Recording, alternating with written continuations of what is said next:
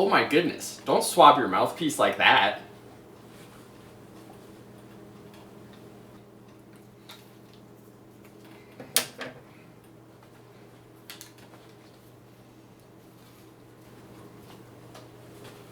Why are you swabbing from the barrel to the bell? It's way better to go the other way.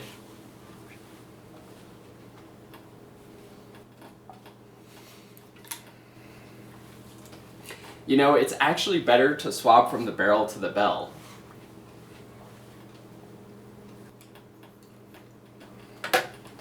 Wait, aren't you going to swab each part before you put it away? Who knew it was so complicated to swab a clarinet?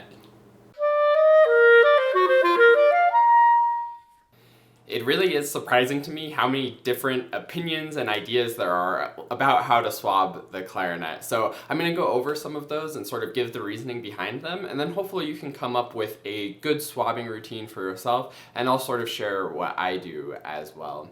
So the first thing that's really important is actually the swab itself. So the number one thing is to make sure that the weighted end, so the end that is on the string and goes through the clarinet, make sure that that weighted end is completely covered by fabric and isn't metal or anything like that. There's lots of swabs that have like metal chain sort of at the end of it, and those are bad because if you're dropping metal through the instrument, there's all kinds of opportunities for cracking and things like that. I think the second most important part of the swab is actually the fabric of it, the kind of fabric that it is. So the best fabric is microfiber. So this one is microfiber. This one is also a kind of microfiber. So those are good. The fabrics that you want to stay away from are silk and maybe cotton. Silk is actually used for sort of polishing wood. So if you have a wooden clarinet and you're swabbing it through with silk all of the time,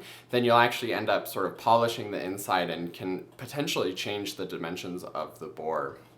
The issue with cotton is that it sort of gets fuzzy and can leave some residue in your tone holes as well. So microfiber is the best bet for that. The next really important thing for swabs is the shape of the swab. So my swab that I typically use actually isn't probably the best shape. It's just a square or rectangle, or it's probably a square.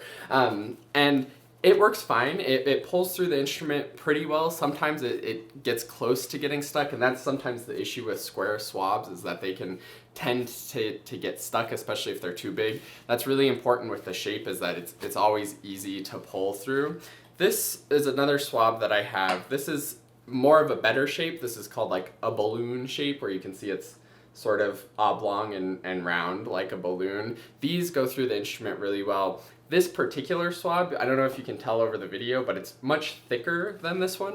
So I also have a hard time pulling this one through, so I'm not entirely happy with my swab situation. And that's also true for the last component of a good swab, which is for it to have a tail at the other end. So this is sort of the tail that goes through the instrument and you pull it through this way. But if you can get a swab that has a tail on the other end, a string that hangs off this way, that's really excellent in case it ever does get stuck in the clarinet. If you can grab that tail on the other end and pull it back out the other way, that will usually unstick it. So a brief overview of all the swab things that you need. Make sure that the weighted end is covered. Go for a microfiber material.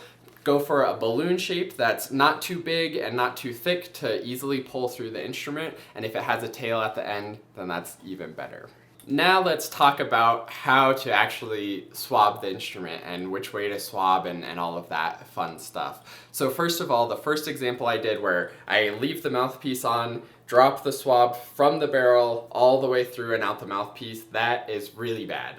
Definitely you should not do that. That's probably the biggest issue. If you combine that with a bad swab that has a metal end to it and you drop it through and let that metal hit the inside of the mouthpiece, then you will actually cause pretty much irreversible damage to your mouthpiece, and you'll have to get a new mouthpiece every few years just because of that alone.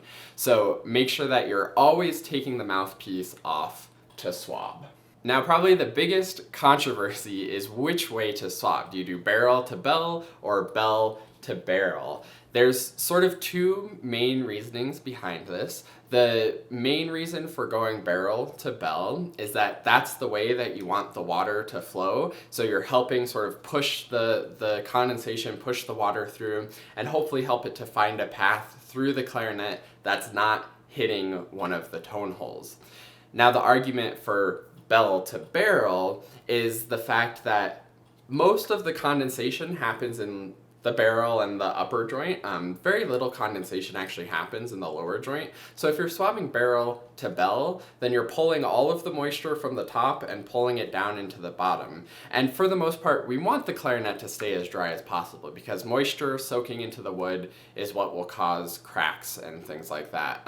So if you have the moisture up here, then there's no sense in pulling the moisture through to the not moist area. So that's why bell to barrel is thought to be better.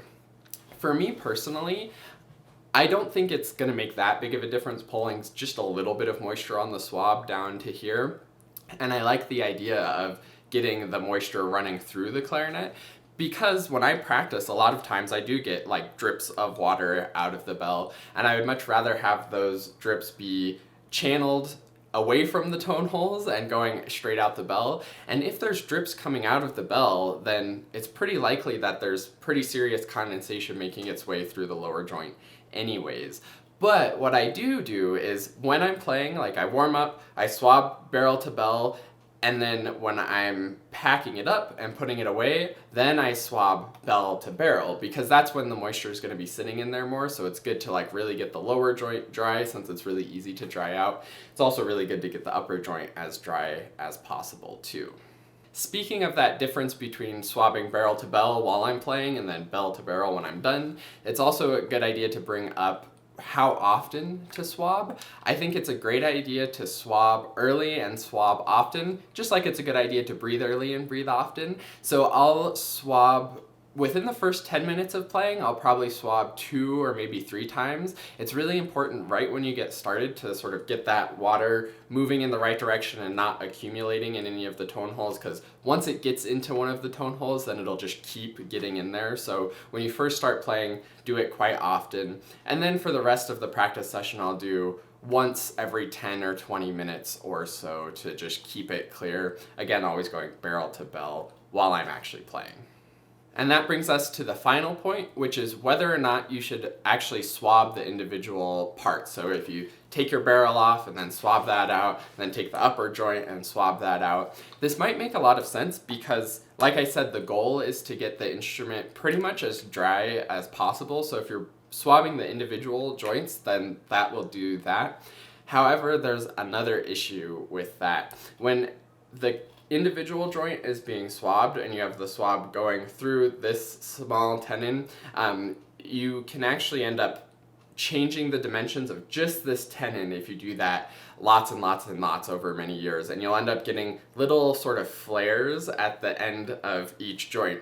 When you have it all together, the swab isn't quite as aggressively going through the individual tenon because the other piece is on top of it, so you don't have that as much. So I do think it's not the best idea to swab individual joints. Sometimes if it is really, really wet and has tons of condensation in there, still swab 2 or 3 or 5 times through the whole body, but if you're still having issues, it's okay every now and then to do that. The other thing that's really important with the individual joints is to actually dry off the tendons. So I would take the swab and just sort of gently dab that off or rub a little bit. Don't do anything where you like stick it in and like wiggle it around and put pressure to, again, change the dimensions of the actual bore. It won't happen in once or even like once a month if you do that, or even once a week probably. But if you're doing that every single time that you practice, once or twice a day, then over years you'll start warping the dimensions of your bore.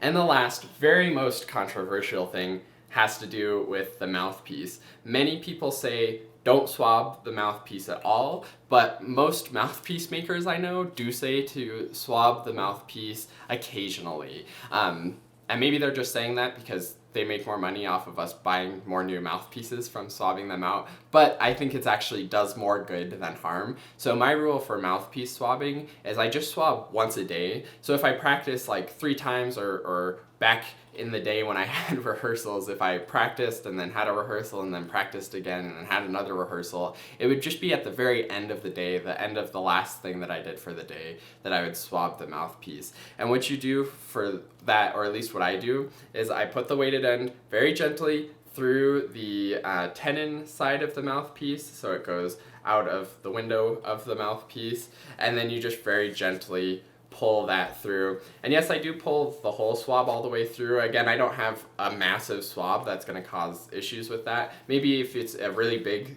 or thicker swab and you have tension pulling it through, you can maybe do halfway and then back out. The idea is that if you swab your mouthpiece a lot, then it's going to change the dimensions inside your mouthpiece. And yes, maybe if you're swabbing it all the time and swabbing it aggressively, but I think once a day will actually do a better job of keeping it clean rather than causing issues with that. Again, this is really just small, finicky stuff. It's not going to totally change your playing if you swab your mouthpiece different. If you're one of the people who doesn't like to swab at all, then make sure that you're washing it with just gentle room temperature water and a mild soap, and that's totally fine to do that maybe every other day, maybe once a week if you're not swabbing it. If you're swabbing it, you should still clean your mouthpiece as well, but it just helps to prevent that buildup and keep it a little bit more clean. Alright, I think that's it for the swabbing adventures. If you learned something from this video, be sure to leave a like and subscribe to the channel so that you see future videos. If you disagree with something I said, feel free to leave a comment. Swabbing is one of those weirdly controversial subjects where everybody seems to have an opinion, and I would love to hear what your opinion is and see what your reasoning is behind it.